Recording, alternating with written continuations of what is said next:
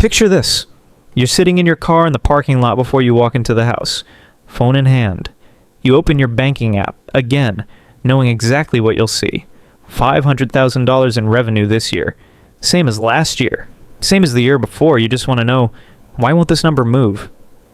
My name is Mark, and I spend way too much time obsessing over the invisible mechanics that keep smart business owners trapped at specific revenue levels so you don't have to. And I found something that was going to make you angry. You're not stuck because you're lazy or unlucky or doing the wrong tactics. You're stuck because you're thinking about your business like it's a pile of separate pieces. Marketing over here, sales over there, support somewhere else, instead of seeing it as one interconnected system where everything affects everything else. That fragmentation, that component thinking, it's quietly bleeding $50,000 a year from your business, and you can't see it because you've never been taught to look for it. Here's what separates you from the entrepreneur doing $5 million. They see invisible loops you don't. They spot connections you miss. They understand that your customer support isn't separate from your revenue. It is your revenue. Stick with me to the end of this video because I'm going to show you exactly what they see. And once you see it, you'll never look at your business the same way again. You'll see money differently. You'll see growth differently. Everything shifts. Let's go. You know what separates you from the entrepreneur doing $5 million a year? It's not talent. It's not luck. It's how you see your business. Right now, you're thinking in pieces. Marketing lives over here. Sales lives over there. Customer support, that's just an expense you outsource for $500 a month. This fragmentation has a name, component thinking, and it's the invisible ceiling above your head. Here's why. At $500K, your business has crossed a threshold. You've got too many moving parts to brute force anymore, but you haven't learned to see how those parts connect. A business owner named Sam proves this. He improved his landing page conversion from 18% to 40%. That's a 122% increase. He celebrated. His sales collapsed. Why? Higher opt-in rates meant lower quality leads. Lower quality meant worse conversion to customers. He made the part better and broke the whole. You're doing this right now. Here's the thing. You measure success at intermediate stages instead of at the end of the machine. You celebrate email open rates, webinar attendance, landing page conversions. But do those metrics actually produce customers? Positive ROI? You don't know because you're not measuring at the end. Take your customer support. You pay someone overseas $500 a month to respond in 48 hours with generic answers. That decision is costing you $50,000 a year. Why? Because unhappy customers don't buy your next product. And since most businesses at your level sell multiple offers, coaching programs, courses, consulting, damaging the relationship with poor support directly reduces future revenue. You're not saving money, you're bleeding it. Systems thinkers see something different. They see webs of relationships. They see how support affects sales, affects referrals, affects growth. The question is, are you ready to see what they see? Here's a disturbing fact. 2 businesses start at $500K, and within 3 years, one does $5 million, while the other stays stuck. How? Feedback loops. Feedback is when your outputs circle back and become your inputs. This creates self-reinforcing cycles that either accelerate growth or trap you in stagnation. Watch a crowd form at a street performance. One person stops. Another sees someone watching and stops. Then 3 more. Then 10. Then 50. The crowd size itself feeds back to accelerate more people joining. Your business works the same way. Happy customers tell others. Referrals become customers. They get great results and become happy. They tell others. Success breeds success through feedback, but it works in reverse too. Poor results create bad reviews.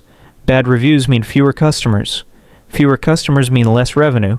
Less revenue forces you to cut costs. You cut support. You reduce quality. That creates worse results, worse reviews, even fewer customers. You're in a death spiral. Here's the threshold. Stock prices are heavily influenced by stock prices. If a stock rises, more people buy it. More buying makes it rise more. More rising attracts more buyers. This explains Bitcoin's explosion from $1,000 to $60,000.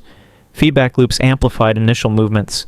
In your business, small initial differences compound dramatically over time. Right now, you're caught in micro versions of negative loops. Maybe you're losing best customers because support responds slowly, so you replace them with worse customers who complain more. They leave bad reviews. Fewer good customers want to work with you. You think you need better marketing. No, you need to see the loop. Here's what changes. You invest heavily in ensuring good results for early customers, because good results create testimonials. Testimonials create more customers.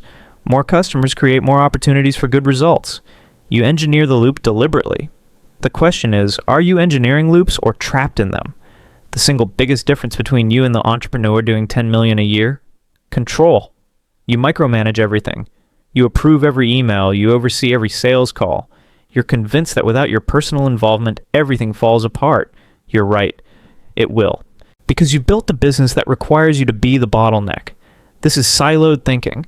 Here's what you're missing. Emergence. Emergence is when complex behavior arises from simple rules. No central control required.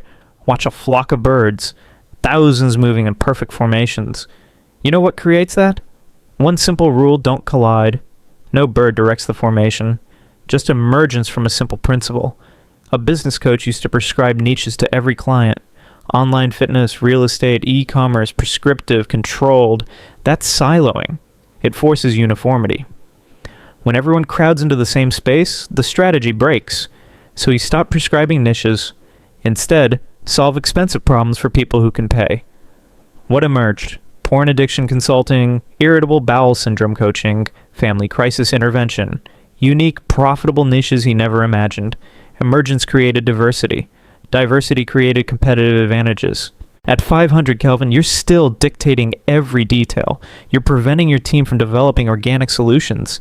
Emergence requires trust. You must let go of control. The question is, are you building a machine that needs you or runs without you? Here's the lie to destroying your life. If you just work harder, revenue will grow. 80-hour weeks will break through the ceiling. No, it won't. Why? You're trying to scale a broken system. Scaling means increasing inputs to a proven system. If it works at small scale, you feed it more inputs, more traffic, more leads, more ad spend, and it produces proportional outputs. Here's the test. Does your system actually work at small scale? If $1,000 in ads generates $2,000 in revenue, you can scale. The economics work. But if $1,000 produces $800, scaling creates bigger losses. You're amplifying failure. Ask yourself, what's your cost per acquisition? Customer lifetime value? Actual ROI after all expenses? You don't know. So you think you need some new strategy, a new funnel, a new offer. Wrong. Fix your existing system's economics first, then scale inputs. There is no magic in scaling. The secret is having a system that works and then increasing inputs. No hack, just mechanics. Here's the principle. If it's true at small scale, it should be true at large scale. Systems that work maintain ratios as volume increases. Systems thinkers measure cost per acquisition and ROI.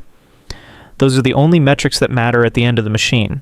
Not email open rates, not webinar attendance, final results. The question is, are you scaling a broken system or fixing it first? Every business system has three core elements: inputs, processes, and outputs. Inputs are what you put in.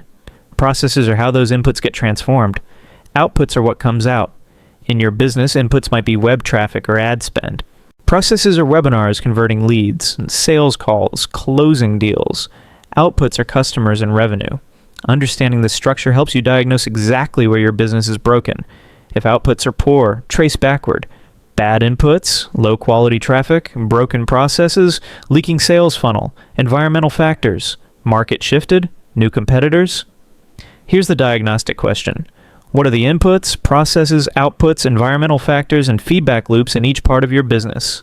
Map it. Write it down. Simple systems combine to form complex systems. Your business has marketing, sales, support, and finance systems all affecting each other. Once you see this, you can diagnose your 500K plateau with precision. Where's the breakdown? The question is, can you see your business structure or are you guessing? Let's talk about what this plateau really costs you. You're working 70 hours a week convinced more effort will break through, but those extra hours don't translate to revenue growth. You're running faster on a broken treadmill. Your spouse watches you miss dinners. Your kids watch you skip their recitals, their games. You work weekends and holidays, vacations. Everyone accepts the sacrifice because the business is growing, except it's not. Revenue is the same as last year. Those missed moments can never be recovered. Your daughter's 10th birthday happened once. You weren't there. The cost was paid. The promised return never came. Many entrepreneurs wrap self-worth around business success. Being stuck at 500K creates a painful cognitive dissonance. I'm smart, or I work hard. I should be successful. But the breakthrough doesn't come. Depression, anxiety, imposter syndrome. At 500K revenue, you might personally make $100,000 to $200,000, but it comes with irregular cash flow, personal guarantees on loans, and constant fear of losing everything. Social media shows other entrepreneurs celebrating million-dollar launches while you're stuck. Shame, isolation, years invested make it impossible to quit even when you're miserable. You're trapped by what you've already sacrificed. Here's the real cost. Every year stuck is a year not spent building something that works. Not developing skills that would help. The cost isn't the revenue you don't make, it's the life you don't live. But systems thinking can be learned. It's a mental framework you adopt by asking the right questions. The question is, are you ready to learn? Becoming a systems thinker is like putting on glasses after being blind your entire life. Patterns that were invisible suddenly become obvious. Opportunities that were hidden suddenly become clear, and this can be learned. Start here. What are the inputs, processes, outputs, environmental factors, and feedback loops in each part of your business? Ask it for marketing, sales, support, operations. Where are outputs circling back to affect inputs? Which metrics truly matter at the end? Stop celebrating email open rates, webinar attendance, intermediate conversions. Track whether those metrics lead to actual customer acquisition and positive ROI. Measure at the end. Systems thinkers see the whole and its well-being as the priority. What matters is how the whole system functions. Systems thinking is viewing everything as interconnected parts rather than isolated components. Successful people see the world as a web of relationships. Here's what separates exceptional performers. Systems thinking. The best people in any domain think in systems rather than components. Once you start seeing systems, you make better decisions faster. You understand consequences or others miss. You spot opportunities before they're obvious. You avoid problems before they materialize. You engineer growth instead of hoping for it. This is the way out of the 500K ceiling. Not more effort, not more tactics. A fundamental shift in how you see your business. From isolated components to interconnected systems. Here's the gift you're giving your future self. Freedom, options, strength. Freedom from 70-hour work weeks. Options to spend time with your family. Strength to build a business that runs without you being the bottleneck. The glasses are available. The framework exists. The path is clear. The only question left is, will you put them on?